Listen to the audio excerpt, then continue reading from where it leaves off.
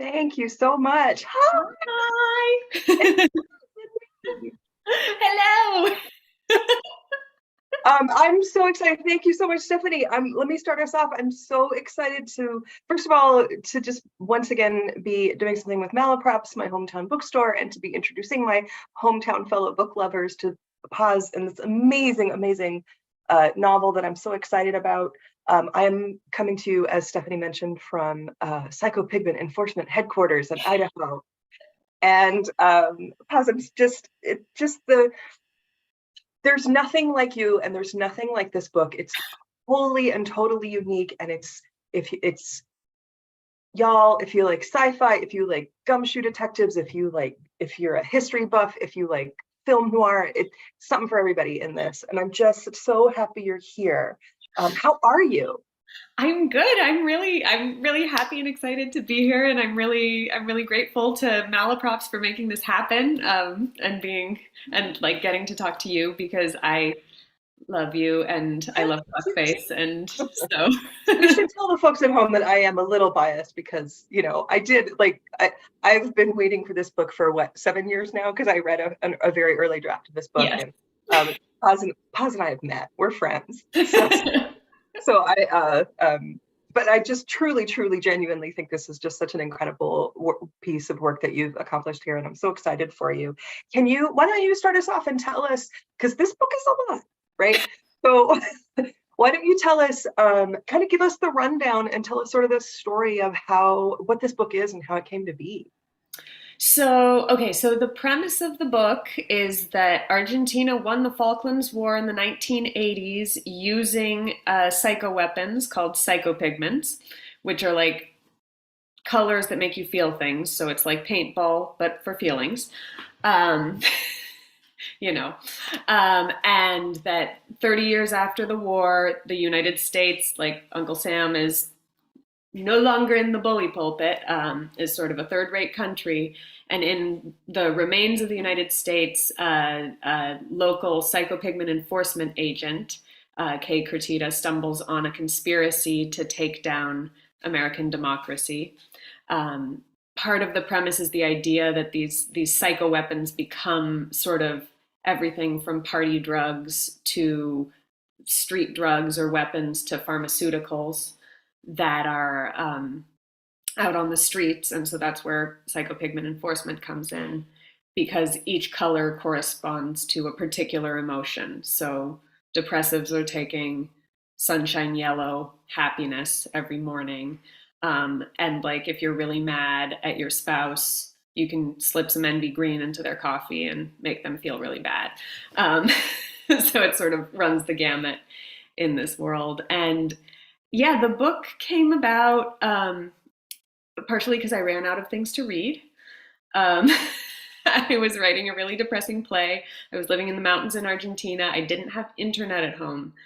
And I write best when I have like a constant input of fun, intricately plotted books with strong protagonists and complex worlds.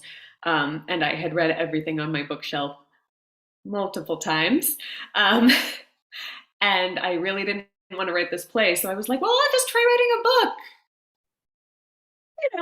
Yeah, it can't be too big. And 8 years later, here we are. That's such a great start to it, though, because I was just telling my students yesterday that the first phase of writing a book is telling yourself a good story. That's the only way to sustain it as a project, is if you yourself are the first reader and the first person who's entertained by it. Yeah. I want to dig into the psychopigments, though, because this is such a key plot point, obviously, and why the cover is so cool. If people haven't noticed, or when you get your copy, you'll see it's this amazing. It's paint by numbers. You can literally do it, right? Yeah. It's designed so you can actually paint it. But the psychopigment thing and the way that this book is, it's just this incredible. I call it a mashup in my blurb, but it's more crafty and deft than that, right? It's this incredible knitting together of different forms and styles, but it's also and that makes it so fun. But it's also this really interesting exploration of like the commodification of feeling, right? And how we, one of the great things about sci-fi and alt history is the social commentary. So can you maybe talk a little bit more about psychopigments and just like the pharmaceutical industry and, I don't know, your feelings? How much time do we have? Yeah, no. Well, I'm trying to like lead you into reading us a little something from the book too. So yeah, like tell us a little bit more about that, and then So I mean, so sort of the background to like what was just percolating in my brain when I decided that I would write a book. I just realized that was a joke. How much time do we have for your book? Okay. I had moved to Argentina on this Fulbright to study psychoanalysis, and one of the things that struck me was the way that like processing your emotions was a very internal experience in the way that psychoanalysis deals with it. Like it's all about you on a couch staring at the ceiling, like talking it all out. Whereas in the States, like we rely much more on drugs, at least to kickstart the therapeutic process, right? But so there is a way that we think of our emotions as being regulatable. I don't know how to say that. Via something external, via something from outside of ourselves. And I also feel like there's a way that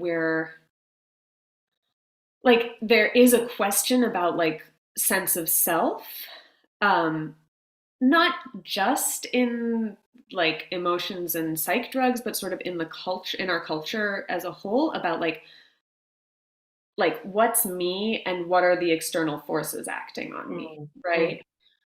So like in the discussions that we have about like radicalization, like is it the person or is it 8chan that's doing, that's causing the end effect.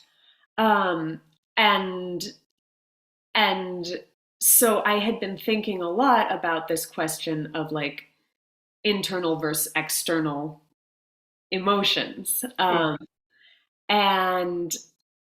And then I had this idea that was really silly, which was paintball for feelings. And I started to imagine sort of tackling it in a more playful way. But it was also sort of one of the things that came up because I had this noir protagonist, and like noir protagonists don't know how to deal with their feelings. Like the definition of hard boiled is like there are no feelings there, right? Yeah. And so she became sort of a very interesting and challenging canvas. Yeah. On which to explore these questions about feelings. And one of the things that I realized very early on was that, of course, since feelings come from outside of you in the world, like she's just going to blame anything she's feeling on something outside of her. So.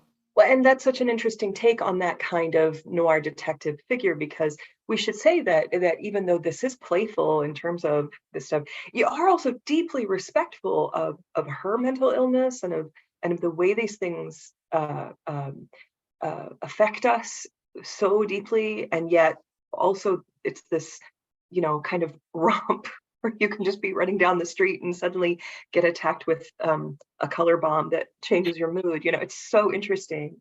Well, do you have maybe something that can orient or entertain us? Maybe a selection from the book that is relevant to this psychopigment stuff? Because I think people, it's fascinating to me. Yeah, I do actually have. Do I have my bookmark in the right place? I don't, but I know it's page 96. So this is actually a selection from, this is a car chase that happens about a third of the way through the book. And to orient you and also give a sense of how it ties in with this psychopigment question. So Curtita's going on a car chase. She's chasing someone who she believes is making knockoff sunshine yellow. So I mentioned earlier that there's the sunshine yellow is essentially an antidepressant that many people take every day. And since there's such a large market for it in the pharmaceutical area, there's also a black market for knockoffs of it. So that is Shamshine. That's the tongue twister. Super fun to say. Yeah, not sunshine, it's Shamshine. Because of course there would be, right? Of course in this world there would also be the street version of this stuff. Yeah. And so she's about to chase this person, and they're right at the border. All of the action takes place, or most of the action takes place, just south of the ruins of San Francisco. And San Francisco in the book fell after a bunch of misguided hippies set off a bomb of magenta obsession. So they were trying to make the real city of love, and they didn't realize that basically they made the real city of teenage fandom. So she's driving into a space that is very, it's still saturated with pigment. This is years after the attack, but it's still saturated with that pigment. And so this is a moment where we see how the experience of going into that pigment laden area. So,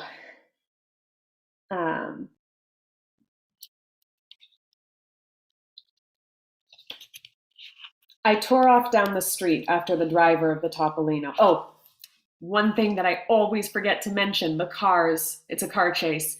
The Topolino was the world's smallest car at the time that it was that it first rolled off the assembly line. And the Renault 4, I'm wearing my Renault 4 t-shirt.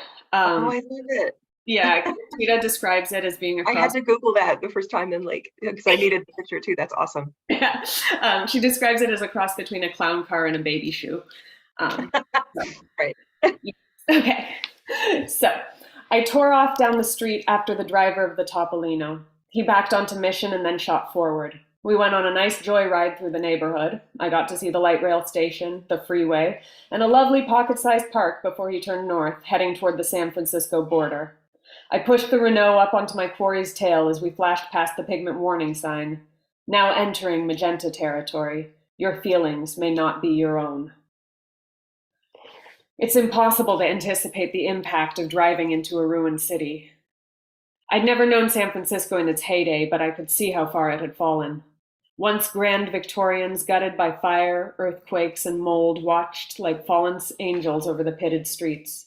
The few left intact stood shamefaced for their sagging roofs and pitted facades. Garbage moldered in sweaty piles or crawled along the sidewalks bearing its obscene entrails. I braced myself for the effect of the lingering pigment, but the wave of obsession hit me with surprising force. Get him. Get him. Get him. The speedometer needled up to 60. We raced through the rubble, jouncing across potholes and pigment spills going stale under the full moon. The magenta bomb hadn't been the only pigment disaster in the city, just the biggest.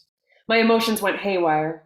By the rubble of City College, the mix of the pink with an old cerulean guilt spill had me dwelling on the memory of my father's face when he caught me using dirty words with a friend. His tone of voice making my 8-year-old self think he'd never see me the same again. As we turned east onto the remains of Alemany, a cobalt patch brought back the feeling of packing up Walter's office after his suicide. Gaunt figures flickered in the night, lit by burning trash cans. 2 people fought under a guttering street lamp, the only sign of electricity for miles. Under everything, my focus throbbed, burned, oozed. Get him. Get him.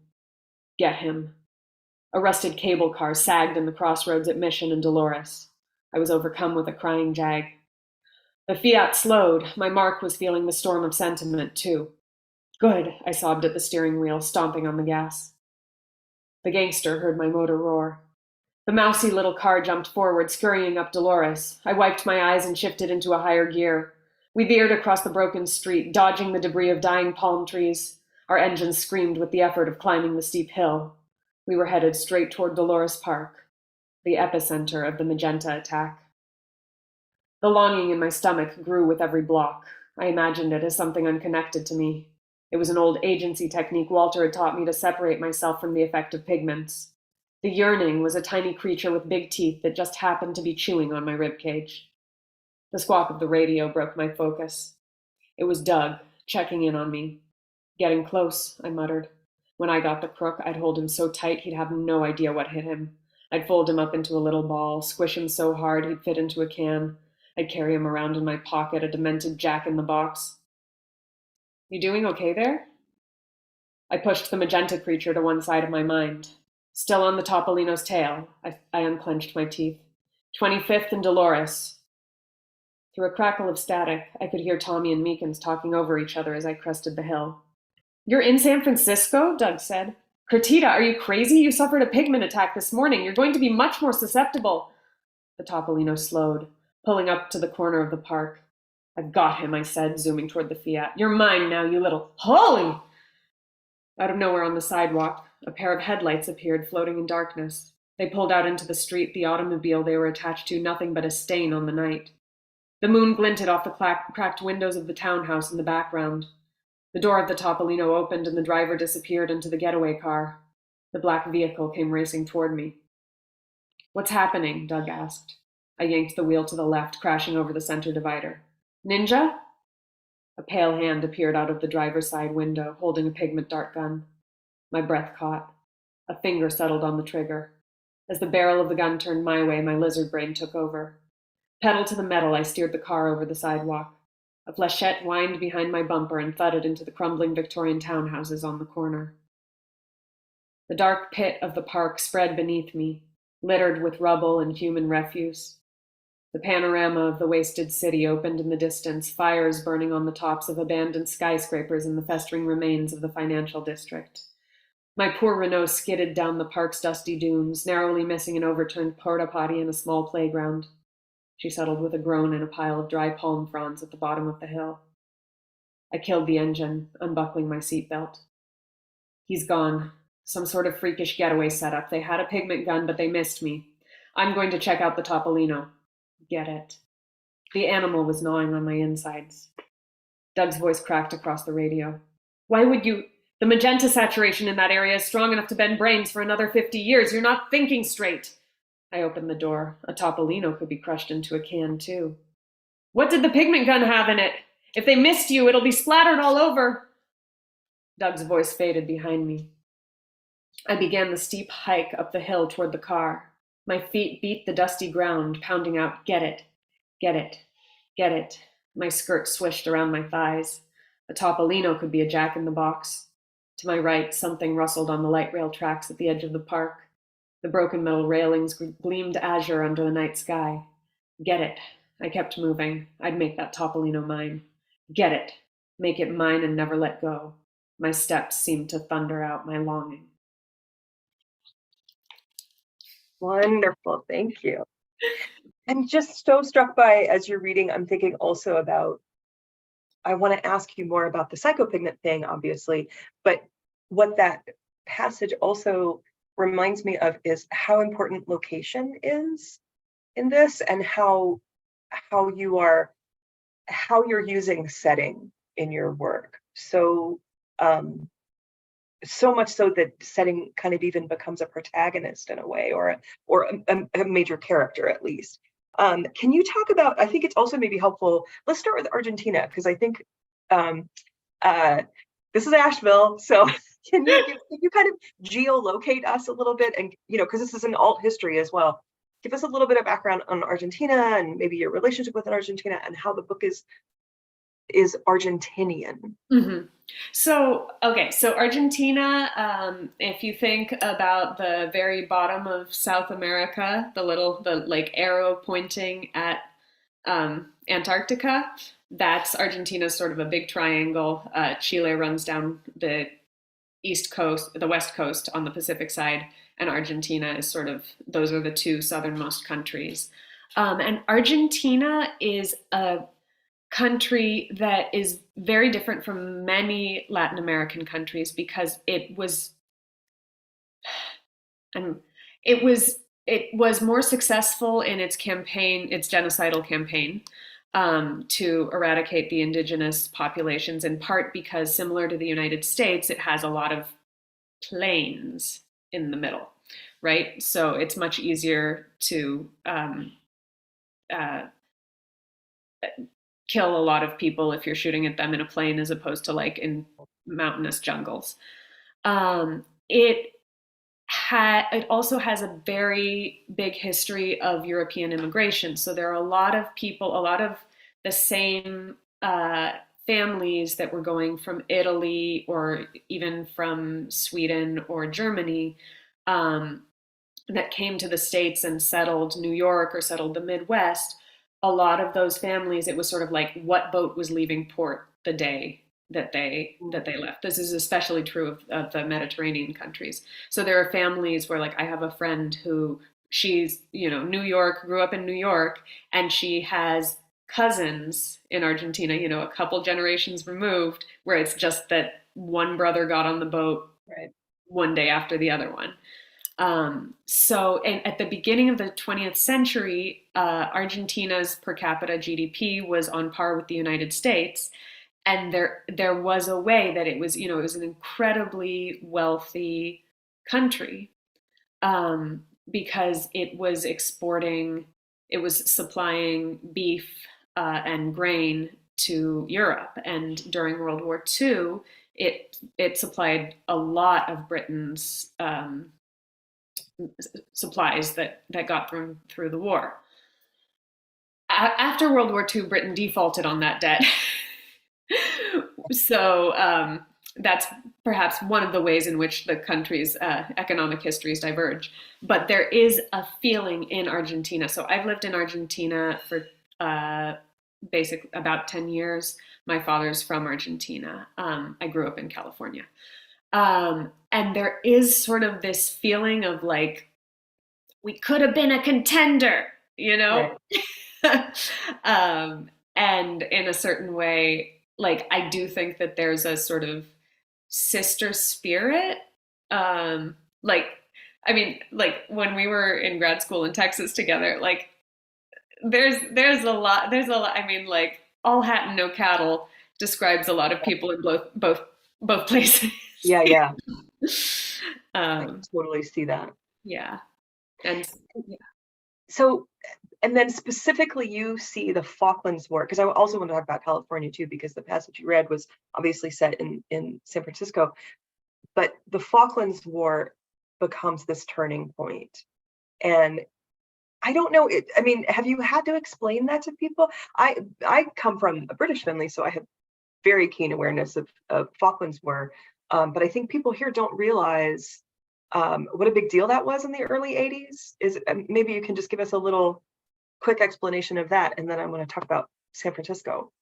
So the Falklands War, in 1982, the Argentine dictatorship, things were not going well for them. And their general tactics of disappearing civilians and torturing them didn't seem to be making them very popular in country, along with driving the country into economic ruin. Somehow wasn't working out.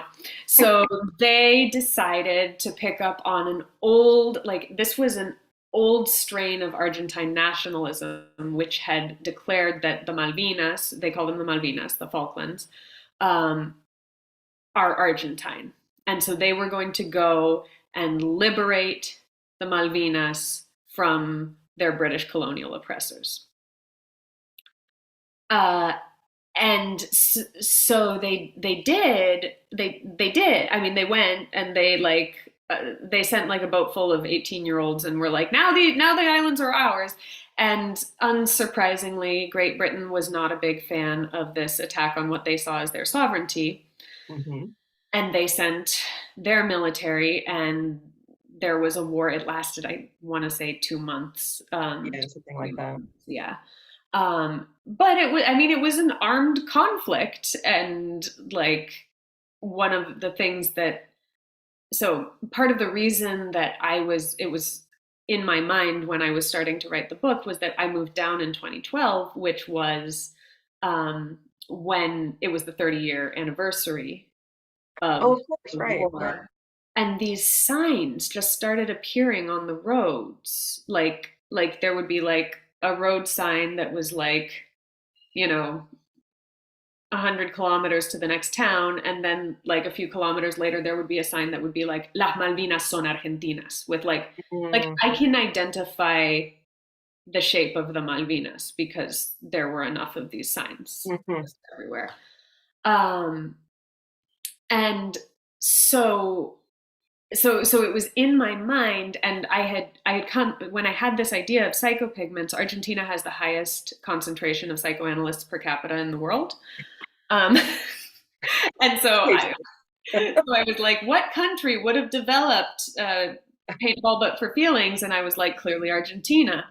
Mhm. So that seemed like a natural point in time to have the history diverge, because of course, Right. if Argentina had been uh, more on their game, it could have Right. become an armed conflict that like NATO would have had to get involved in.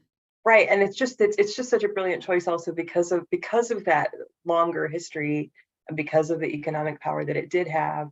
And also because my memory of, I mean, I was very young, obviously, but the ongoing impact of the Falklands conflict was, I remember it and learned about it as this, as you know, Thatcher's big move, right? And that it was this nationalistic thing that was about all of those kind of right-wing ideologies that you're dealing with in the book. And the clash there is so interesting. And that's where the, again, this is like paintball with feelings, but you're dealing with these incredibly interesting historical trends that are really real. You know, what is democracy and what is patriotism and what is faith and religion and um, uh, you know, emotion and but that specifically makes it so believable. Even if you don't know that much about this particular conflict, we can tell so much about how possible, how real it feels that this would happen. That because that kind of Thatcherite, Reaganite thinking still dominates here, Mhm. you know, for a lot of people, and the way that that's twisted and toxifies and I don't know, necrotizes or something in this book is so interesting. Um, okay, so can I ask you about San Francisco? Yeah, of Because course. I just feel like you're in love with that city, and even when it's, you know, a wasteland, it's still so beautifully described. So tell me about tell me about it, because that's the other part of this, right? That's the setting of this book, and it is a character, and it's this, and she's a hurt lady, you know. Yeah. Well, I mean, I grew up in the Bay Area. I grew up in Palo Alto, which I don't know if you've seen, there's a book that came out like last week called Palo Alto, that's Okay. basically like the heart of the evil empire is Palo Alto. Sure. um, but like that, it's this incredibly like California is gorgeous. Like I think about like some of Steinbeck's works that are just, the Golden Hills and the sort of the love for this place. And it's this incredibly fertile, like it's one of the most agriculturally fertile places in the world. And we've paved over a large Mhm. portion of the most fertile part of it, which is the Bay Area. And San Francisco, I mean, there's a way. So I lived in San Francisco in 2009, 2010, and it was already starting, like the whole discussion of gentrification that's happening all over the country was very much happening because, I mean, we'd had the dot-com boom in the early 2000s, but like there was the dot-com crash afterwards. And so San Francisco still felt like a place with culture, and then in the decade since in the decade since I lived in San Francisco, like it's gentrification, but it's also the techification, where Mhm. all of these big tech companies have moved in and rented all of the office space, and they feed their employees in the office. Like they're not engaging with the rest of San Francisco. Right. And at the same time, the rest of San Francisco is being priced out. And so the city, like I think there was sort of a part of me that that felt like maybe we should just start over. But like psychopigments and that San Francisco now, I mean, it has changed so rapidly and has become something unrecognizable. Mm-hmm. And I think that there was a part of me that was imagining a different way that it could become unrecognizable. Mm-hmm. Obviously, there are not like trash fires burning at the top of the financial district right now, literally, but that's what I mean. Is this book feels so possible, and I think it's also interesting because that is happening so many places, and it's really happening in Asheville. There's a lot of parallels between the Bay Area and Asheville, which is similar in vibe to San Francisco. And then, and I did mention, I wasn't joking, folks, at the beginning when I said I was coming to you from Psychopigment Enforcement Headquarters. That is in Idaho, where I am right now.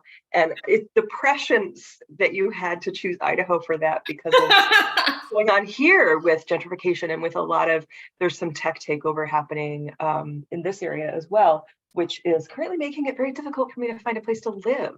As a person who can't pay cash for a house in Idaho, which you would think would be a cheap place to buy a house.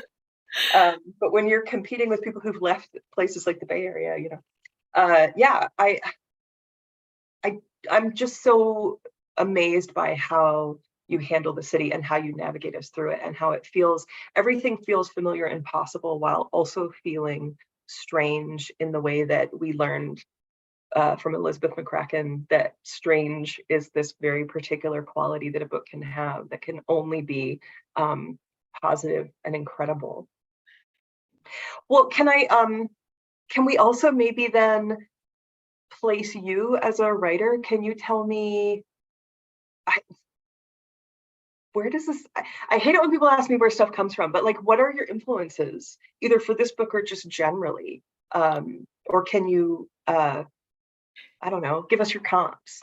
No, I mean, so I have this sort of, so it takes like 7 words to describe this book, because people are like, it's literary science fiction alternate history noir. Yes. Right. And I joke that my readership is the people who will be like, how many words? Yes, give it to me. Well, listen, I gave a very similar description to my students when I told them about this book, and they were like, oh. But I think that I grew up on a steady diet of both, like, it was Nancy Drew originally, of course, sure. Right? But then going into sort of the fantasy and the speculative YA literature world, which was sort of, I always wanted books that felt a little removed from reality, because I read to get away from reality. Mm-hmm. And so, so I grew up reading all of those.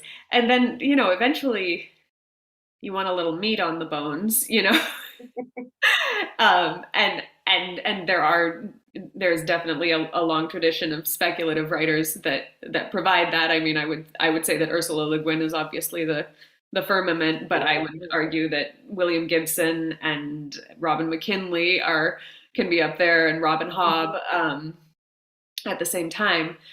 But then I was in a literary MFA program, right? And I was reading literary books, and like, I got an education and read, the things you're supposed to read. The things you're supposed to read. Also, for a while, a lot of the classics were really cheap on the Kindle when I was broke in New York. Yep. And so I would, it was like Middlemarch is great on the subway when you have a Kindle, And so this book, in a lot of ways, is drawing from the history of the books that were making me feel good when I was a kid or a teenager looking for something to read. But it's also a book that I have written as an adult and for adults. So it does draw on sort of the, like, it started out as just like fun, escapist, like Jasper Fforde. Have you? Okay. So Jasper Ford's Thursday Next series, anybody who has read okay, those, I have heard of that, yeah. Yeah. So those are books about a noir gumshoe detective who exists in a world in which somebody invents a transportation device into books. And they are so silly. They're just so epically silly. I was talking with someone about them this week, and she was like, I think that's why he can get away with it, because he literally is like, now I'm going to write as if she's in Wuthering Heights. Like, altering the action of Wuthering Heights, right? And he can only get away with it because he's having so much fun, right? But at the same time, like, Lily King in Writers and Lovers talks about trying to write the truest thing you know. And I feel like the movement with this book was starting out being like, I'm going to write a silly book. And then as the years have gone on, start sort of diving in and trying to uncover what about it is true that has made me stay in the world for this long. Yeah, and I can remember that actually of because I did kind of see this, I don't know if it was on the ground level, but saw this book when you were working on it or starting to work on it, and just watching you start to take it seriously and realizing like how much really was going on and how this is asking huge questions about our culture and about our sense of ourselves was just, it was really just a delight to see, and one of the reasons I'm so happy to see this book out in the world. I also think it's important to point out that you're a playwright, and I wonder how much, maybe I'll ask you this and then we can take questions from the crowd out there. How does that, because I have a playwright now in one of my graduate classes, and it's so interesting watching her write fiction as a playwright. So what's in this that feels like it's coming out of that, or I don't know, I really just open question because I'm fascinated by it. So for me as a playwright, there is an economy of language that's demanded in the theater, because you only have, like, if you're a decent human being, you only have an hour and 45 minutes of the audience's attention. I mean, there are people who demand more, but we can leave them aside. And so there's a requirement that the language be doing multiple things at any given time, and there's also there's a weight given to the sound of language and the musicality of language, that actually for me is part of what attracts me to noir. I think, as a reader and as a writer, because the noir tradition comes out of people who were also writing radio plays, right? And so there is a similar attention to, like, I was listening to a Sam Spade radio episode, just like one of whatever, and he goes, a car a little longer than a hearse pulled up to the house, right?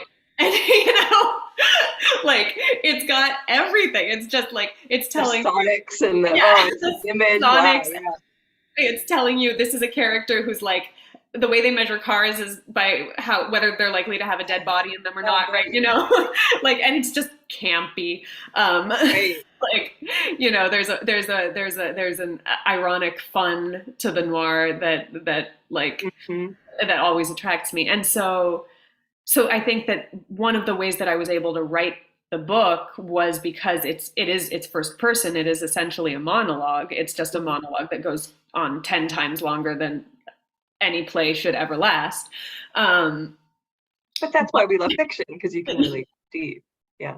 It's also, the other thing that I think will be of interest to people who are I hope out there and planning to click on to make a trip to Malaprops and buy this book, among others, is I think the other thing that happens sometimes, because this is really literary and really beautifully written, but sometimes in literary fiction, things can kind of I don't know, we linger, and you really understand scene and the purpose of scene. And we go into a scene and we have a moment with someone and there's a purpose to it and there's a shift and it propels us forward. This is so readable just as a story, even though we're enjoying it as a piece of literary craft as well, because I think you do have that playwriting training where, which is a fancy way of saying it's a page turner, right? I think that comes from your playwriting training, which I compliment and which I find really, which I'm envious of, actually. So I think we're supposed to ask and check in with Stephanie now about questions because we're pushing time, aren't we? Yeah. Hi. Hi. Yes. Hello. First, thank you. I've been really enjoying your conversation. Really enjoyed your reading, Paz. Thank you. And so, Leah Hampton, you read the mind of our first questioner. Oh, okay. In the chat, who it's Rachel, who says, in addition to being an amazing novelist, I know that Paz is also a playwright, and asks, has playwriting influenced your fiction in any way? And then says, and this is maybe something that you can address in addition. It's Rachel also asks, what's it like working in two genres? It's weird. One of the big things, like as a playwright, there's sort of two ways that I work as a playwright. One is either that I'm planning to hand the play off to somebody else and they will produce it and everything, or the other one is where I'm imagining that I'm going to direct it or I'm going to perform in it, and I'm building a piece. I'm writing a text that is only a part of the piece that I am building. Whereas in the other one, I'm writing a text that is only a part of a piece that somebody else is building. But in either case, as the playwright, you say, scene, a bar, two people, right?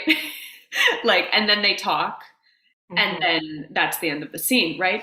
You don't say, the late afternoon light filtered through the dust left from last night's crushed peanuts, right? You leave that part of the imagination of the piece to either whoever's going to be putting it on stage or whatever part of myself is going to be putting it on stage. There's a very different relationship between what the text is expected to capture and what the text needs to leave room for somebody else to bring to it.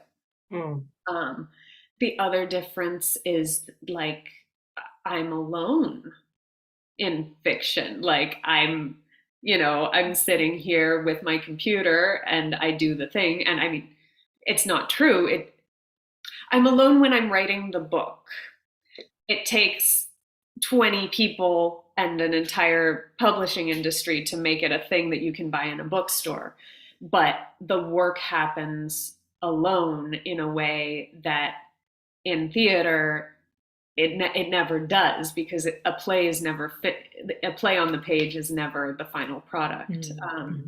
And I've been feeling that right now with the book launch. It's so weird for me because I'm used to sitting in the room while people are experiencing my words, and I'm like, they're not laughing. Why are they not laughing? Should I change that one? Right? Whereas I'm like, you've got it. It's in your bedroom. Maybe you're going to read it. Maybe you won't. Who knows? So it's a very different experience of how the art is then experienced. So that's a great answer. And it's so my question for you, having heard that, is, so when you're writing plays, are you exercising a certain discipline in not imagining the light streaming through the window and the peanut shell? I mean, is it, is your playwriting such that, that you don't have to picture everything that might be the backdrop because that needs to actually wait till later? Yeah, I mean, I think that I also, it came from, because I mean, if you read George Bernard Shaw, it's 2 pages of description of the set before anybody even walks on stage, right? So I'm also describing sort of the playwriting school that I grew up in, which was one that was very much about respecting your collaborators and leaving space for them. So when I got to fiction, I mean, so Elizabeth McCracken likes to write notes in manuscripts, like, where? Because you'll start. I find myself doing that now. I did that the other day. I'm haunted by her comments, and now I do it to my students. Yeah, because she'll be like, "This is a beautiful scene. I have no idea where they are." Right? Yeah. You know, she talks about angsty sentient helium balloons, right? Yes. You know, Yes. so it's 2 angsty sentient helium balloons floating in space, right? You know, tell me about the furniture. Tell me how their elbows feel. You know, and so there was a lot of actually like writing the novel. One of the big challenges for me was going in and ignoring that playwriting self that was saying, "You're getting in the way of the scene moving on. Why are you still talking about the peanuts? I don't care about the peanuts. I care about the dead body." Right? You know. That was my experience, actually, just because it was talking about McCracken reminds me, I'm having a flashback to being in screenwriting in that MFA, because that was one of the things that I did. And the difference between McCracken's fiction workshop and the screenwriting writer's room, where I had these like, lengthy descriptions of the forest. And everybody was like, it's the woods. You can cut all of it. We get it. There's going to be a camera. Yeah. There's going to be a camera. That's great. That's right. Never mind. So that's fascinating. I mean, so these I don't know that I've ever been involved in that much of an examination of those 2 types of writing in particular. Like, I know that we've talked to people before who have done both, but and a lot of folks who write, say, fiction and poetry, right? So there's certainly, the play back and forth between there, certainly economy, of language and but that's fascinating to me. And I have heard writer advice that has said, if you are blocked, write like you're writing a play, write a scene, right? Like, just sort of picture what might be happening and just get those sort of dialogue down, and then fill in the rest. Which the first time I heard that sounded like good advice for writers. So and also read outside. I can't read the genre I'm writing. Is that the same for you, Paz? Where I'm like, if I'm writing fiction, I have to read poetry. If I'm writing nonfiction, I have to read a novel. Because otherwise it muddies my thinking too much. I find that I get bounced out of books that are similar to what I'm working on. Like, I'm usually still able to stay in fiction, but like for a while I could only read really bad books. Like during the first draft, like Kindle Unlimited books that are self-published, but where the author is padding pages in because they get paid by the page, right? Like really terribly written books. And the reason that they were the only thing I could read was I was like, well, if I'm dragging myself through this, somebody will read my book. Oh, like a right? Thing? Yeah. Okay. Yeah, but I have since learned that often it's also, there are times when it's good to read aspirationally like, I aspire to write as well as this writer, as opposed to, well, I can do better than that, which is not a particularly generous spirit. Well, I will pay you the compliment that I think this will be an aspirational book for a lot of people, because you have so many spinning plates with this, and the way that you thread the needle is just incredible. I just think it's so artfully done. I don't know. That sounded like a closing thought, but I didn't mean for it to.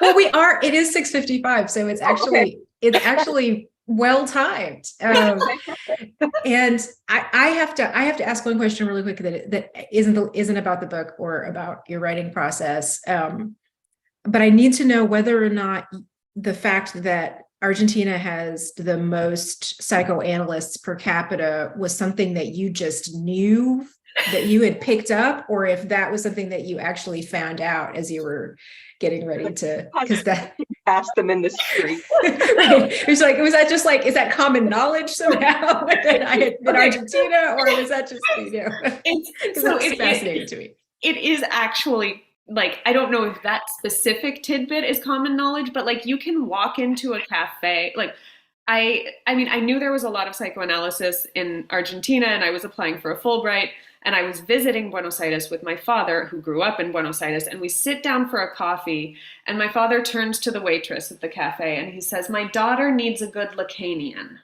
Do you know any Lacanians?" And she goes, "No.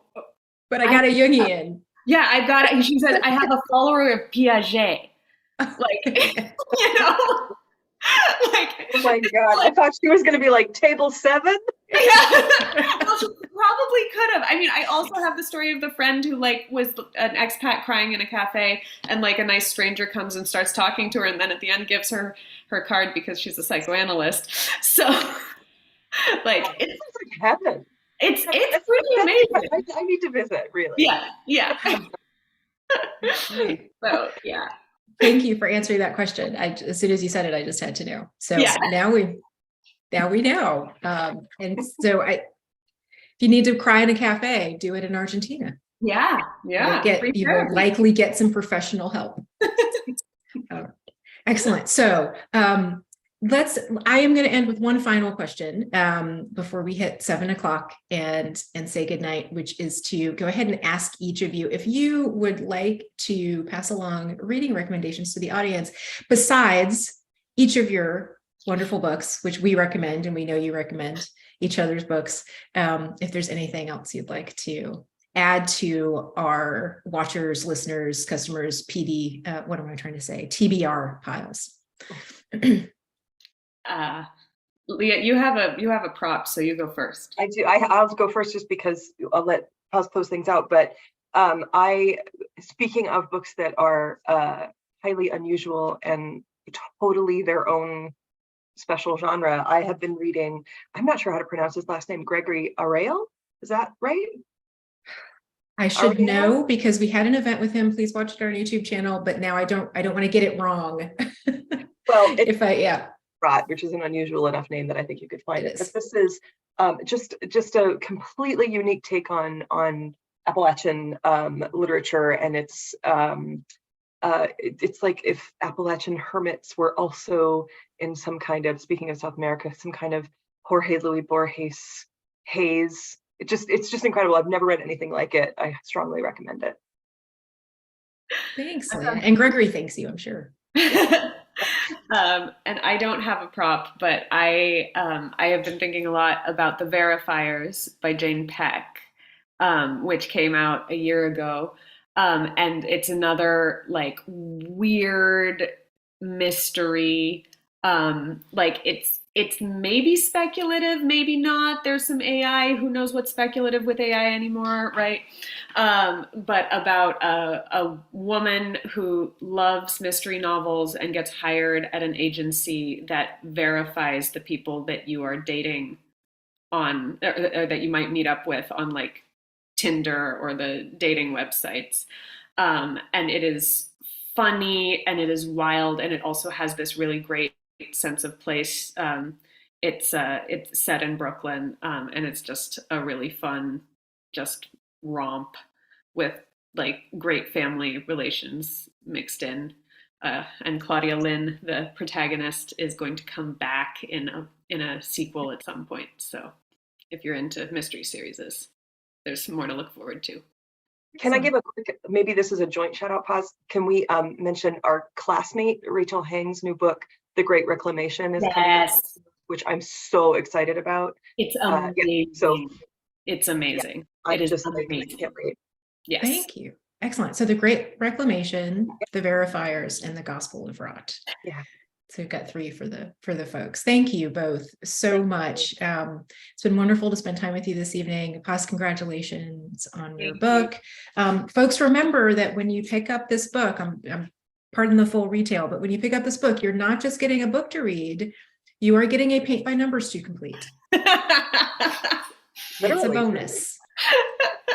2 things for the price of 1. So Leah, thank you as always so much for your wonderful questions and your wonderful energy, both of you. And to everyone who's been with us this evening, thanks so much. We appreciate you. We appreciate you taking the time, and we hope that everyone stays safe and well. Bye. Bye. Good night. Thank you.